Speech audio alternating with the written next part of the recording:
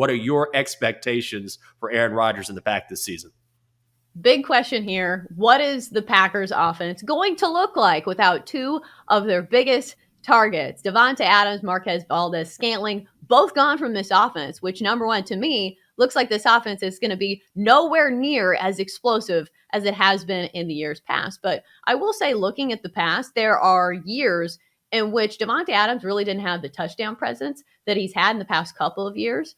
But this is a team that still managed to win 13 games. In fact, the Packers have won 13 games for 3 straight seasons. So I think for me, looking at that win total of 10.5, I believe, I don't care. It's still the 2-time reigning MVP. I don't think the receivers matter quite as much when it comes to regular season games, especially for a Packers team that's playing a relatively easy schedule and a pretty easy division. I think we'll see a good regular season team in the Packers. I am just not so sure that this is a Green Bay team that I would want to trust in the postseason. So all postseason bets are off for me when it comes to Green Bay, but I do think that the Packers to win the division at minus 165 and also going over their win total, I am pretty sold that both of those are the play.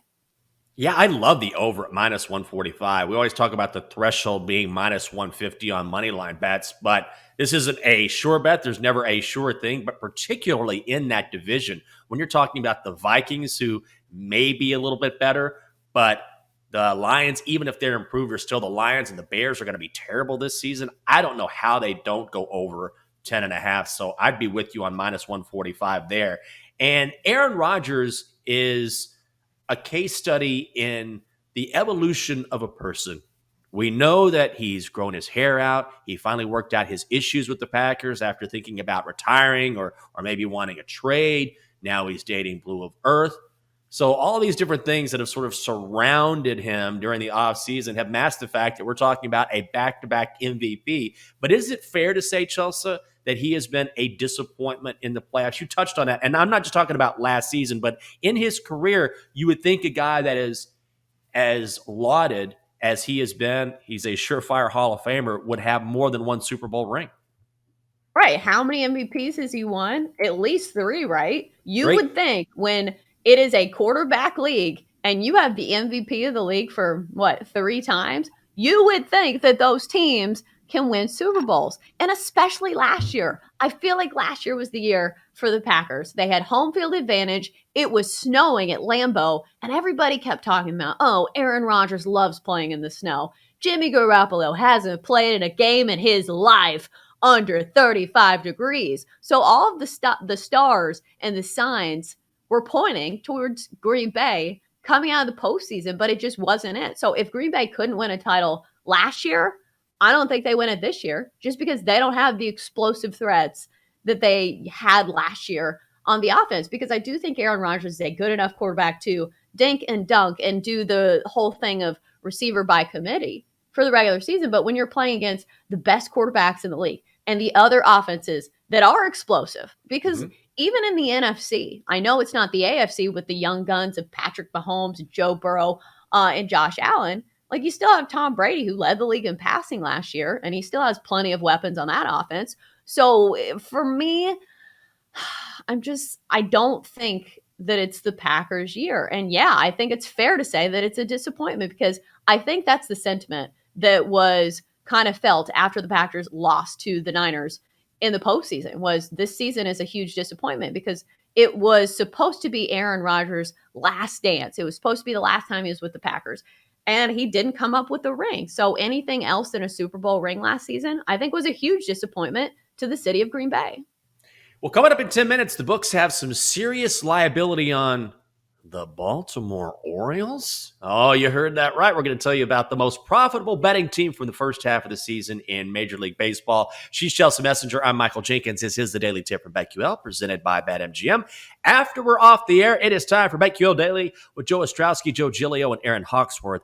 As the lines move, they keep you up to date with what it means. It is all on BetQL and all available on the Odyssey app. So when you talk about Aaron Rodgers, Chelsea, you have to talk about his receivers, and Davante Adams traded to the Raiders and reunited with David Carr, which is going to be a fun storyline to follow. But now you have a receiving core that doesn't have arguably the best receiver in the NFL. Now they have Alan Lazard, and I guess he can step up perhaps. We know that Aaron Rodgers will make everyone around him better. But I'm worried about that receiving core, and that's another thing that if you're looking for the Packers as far as a long-term, maybe postseason bet, that I think is going to be a big issue. Now, they do also have what? Sammy Watkins as well. And they have a second-round pick out of North Dakota State who I think is interesting. His name is Christian Watson. He played on 4 FCS national championship teams. And if you look at offensive rookie of the year odds, he actually has the 5th best odds at plus 850. So clearly, because he plays with Aaron Rodgers, Vegas is expecting him to step up. However, once you lose such a name and such a great player in Adams, I am concerned about the guys that Aaron Rodgers is going to be throwing to. But it's still a Packers team that has a really solid run game. I feel like people forget that Aaron Jones and A.J. Dillon combined for a really good backfield. And sometimes it was the Packers leaning on their run game to kind of eat up the clock. And yeah, Aaron Rodgers is making those passes down the field that really put the nail in the coffin. Or it's a team that last season you wouldn't lose faith in if they were trailing in the first half of a game because you think, oh, well, this offense can score so quickly, it doesn't even matter. But I will say this is a good all-around team. I don't think it's a team devoid of talent by any measure. Yes, the biggest names will be missing on the receiving core, but it's still a good backfield when it comes to the running backs. And also, it's a defense that has a lot of talent as well. Devondre Campbell coming off a nice little season as a linebacker for the Packers. I know it's not a defense that was super aggressive last season, but still, it kept him in games. Remember the game that Jordan Love started and he looked absolutely terrible? They still covered the number in that one. So I think for me, it's still a good Packers team all around. It's just a team that I don't think is quite good enough to win a Super Bowl. Yeah, that's the one thing about the Packers. You're absolutely right that people don't talk about their defense, but this was quietly a top 10 defense last year with Devondre Campbell, whom you mentioned. Preston Smith had 9 sacks. Rashawn Gary had 9.5 sacks. And then they drafted Quay Walker, linebacker out of Georgia. He is 9-1 to win Defensive Rookie of the Year. Those are the 4th best odds. So they expect him to come in and have an impact as well.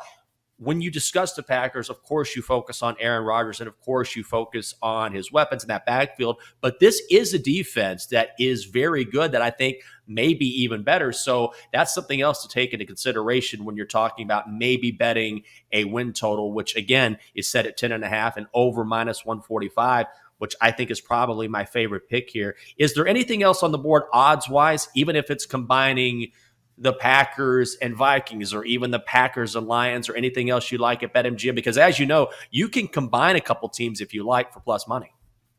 Right. I think for me, it's going to be either just playing the Packers outright to win the division. Yeah, it's a lot of juice at minus 165, but I think it is a pretty much conclusion that this Packers team is the class of their division. If you do want to get some plus money on your card with that play in mind, you can combine it with other teams. If you think it's a solid play that the Bucs are going to win their division, you can combine division winners in the futures market for some plus money. But it's never as easy as it seems when it comes to parlays. So I would say a little caution on that. But still, I think I'm probably just going to play the Packers outright. Because, Jenks, who do you think in that division is going to contend with the Packers? I'm just not seeing it. Well, I might put a little sprinkle. I cannot wait to start betting NFL. I haven't done it yet, but you can get the Packers to finish first and the Lions to finish second at plus 350. I know that's a bit of a stretch. I'm jumping on the Lions train here, but I'm fading the Vikings. I'm just not sold on Minnesota. So that's sort of an interesting bet. And if you want Packers and then Vikings after that, you can get that. So that's something else you can look at as well. But that might be a small play just because I just don't believe in Kirk Cousins. I think the Lions are going to surprise everyone this season. Yeah, a good one. Bills Packers parlay plus 145. I do like that. Oh, I like that quite a bit. Good find by Bill Rowland, our producer.